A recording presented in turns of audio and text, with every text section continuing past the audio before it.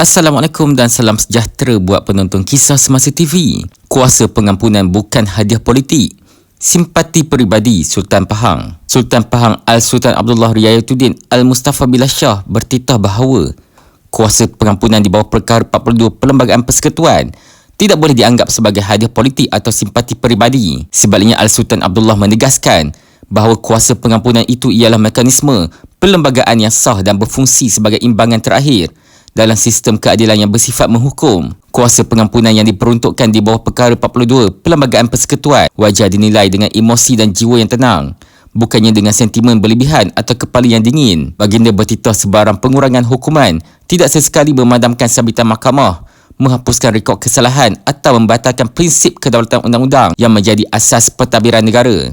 Pengampunan dan pengurangan hukuman ini juga bukan eksklusif kepada satu nama, satu parti atau satu kedudukan. Setiap tahun ratusan banduan penjara daripada pelbagai latar belakang, termasuk kes jenayah berat dan ringan, menerima pengurangan hukuman atau pengampunan daripada Yang di-Pertuan Agong dan Raja-Raja Melayu, titah baginda.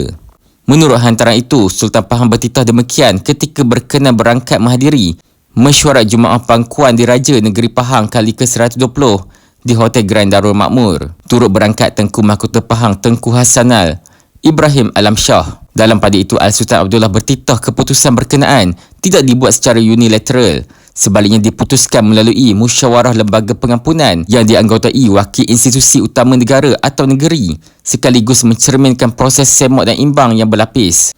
Baginda bertitah bahawa dalam tradisi raja berperlembagaan, raja bukan alat sentimen awam dan tidak tunduk kepada tekanan politik. Sebaliknya, berperanan sebagai payung keadilan yang menenangkan ketika emosi memuncak serta mengimbangi keadaan apabila suara lantang cuba memonopoli kebenaran.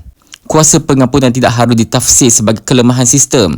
Sebaliknya, sebagai peringatan jelas bahawa negara ini tidak ditadbir berdasarkan emosi media sosial, tidak menghakimi melalui pentas politik dan tidak menggantikan perlembagaan dengan kemarahan awam, titah baginda. Sultan Pahang turut menzahirkan keyakinan bahawa Malaysia akan terus kekal sebagai negara yang berprinsip dan tegas serta mendoakan agar negara ini dan negeri Pahang khususnya sentiasa berada dalam rahmat Allah.